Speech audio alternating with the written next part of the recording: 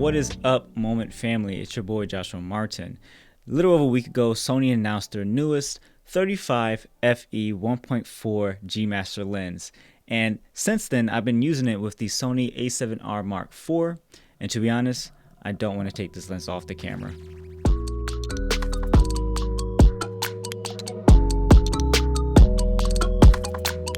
Good. Man, my lighting looks really good right now. I'm not gonna lie. Oh. Okay, I'm done. Now, some of you might be asking, why is the 35mm an important lens and why does everybody love it and recommend it? Well, to be honest, it's a great standard lens. It sits in between a tele, which would be like a 50, and then a 20, which is like somewhat of an ultra wide. It sits right smack dab in the middle. And one thing you might want to note, so when we do recommend a 35mm lens, there is a small caveat to what sensor you're going to be using it on. So if you have an APSC crop sensor camera, putting a 35mm on that camera is actually going to give it a field of view of something closer to 50mm. And once you put a 35mm on a full frame, obviously it's going to be a 35mm lens. A couple of reasons why I love the 35mm focal length. It still gives you enough context of what you're filming or what you're photographing. Your subject can be still pulled away from the background, but still gives enough context of what the story is, what the environment is, things like that. But what's unique about this one is that it sits at a 1.4 aperture, and how that performs, man, I don't like to use this word a lot, but it's flawless when it performs wide open.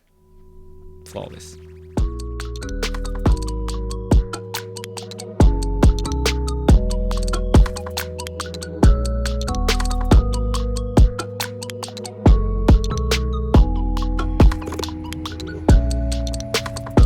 Come down a little more because the pole is right, yeah, right around me. There you go. Look this way.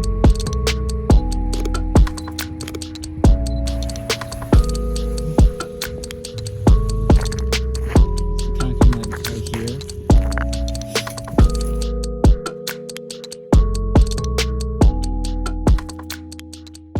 Now, coming from using cinema lenses, I use a certain blend of modern vintage lenses that are quite soft, wide open, but still have enough detail, and it looks great on skin.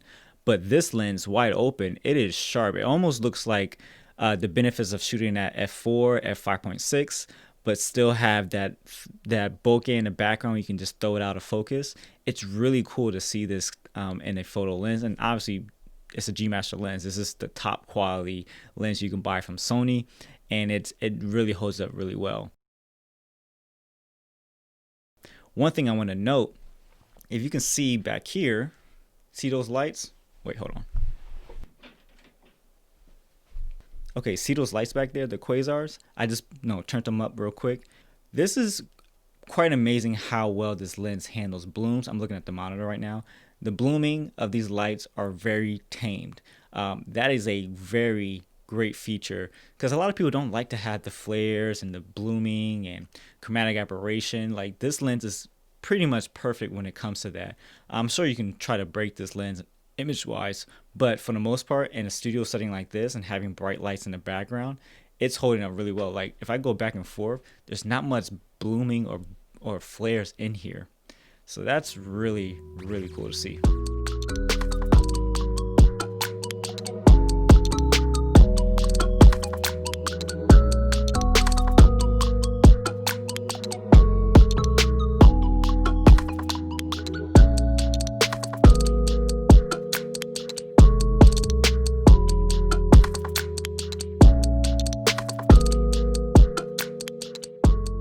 Okay, hold on. Let me go back. Okay, where was I? So the fit and finish of this lens is really nice. It bounces really well in the hands. It's not too long, not too short, and it just feels a nice, sturdy, compact system with the A7R Mark IV. So one of my favorite features of this lens is actually the manual aperture ring that's on the lens itself. It harkens back to the cinema lenses that I use, but it's a nice feature to have, and oddly enough, the stopping down of the aperture, you can actually hear the clicks, is a very satisfying sound to me. But of course, you can turn that off if you're going to be using this for video, so you can have a much more smoother transition when changing your aperture. And speaking of video, you're actually seeing this lens in action right now. I'm using it with the A7R Mark IV, and it's performing really well. Obviously, I guess I gave that away earlier when I ran over there to show you the lights. The autofocus system is very fast, especially in video and in photo, and Sony's just really great at that. I am not a Sony shooter, but it's making me more and more realize that I need something like this. Having this quick and snappy autofocus that can detect the face very well makes it really easy to throw this on a gimbal and get some really great shots. So speaking about autofocus, Sony introduced something new with this lens. They're now using this linear autofocus system. So basically this means it's moving the lens elements directly without the use and need of gears. So traditionally you would have a gear moving the elements in the lens back and forth to get the focus, but this is actually using magnets, which is kind of crazy. And the magnets help push the lens elements back and forth to get a much faster response time when autofocus. I mean, cool, that's awesome, that's welcome. So to be honest, like, it's fast. It's very fast and quiet.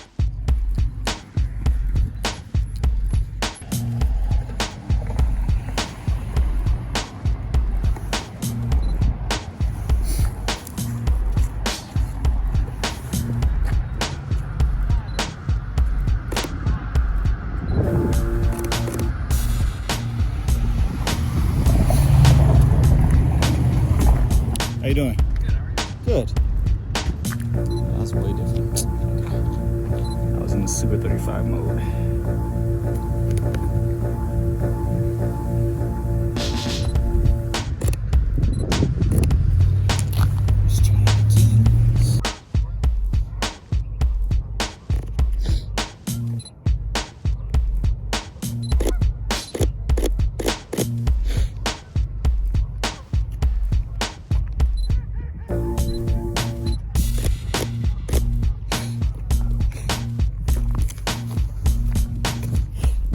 So yeah, I don't really know how to end this, but if I had the opportunity to shoot Sony, I would definitely have this lens in my kit. I would definitely have the 20, the 35, and maybe the 85. That would be a good all-around lens system for primes for me.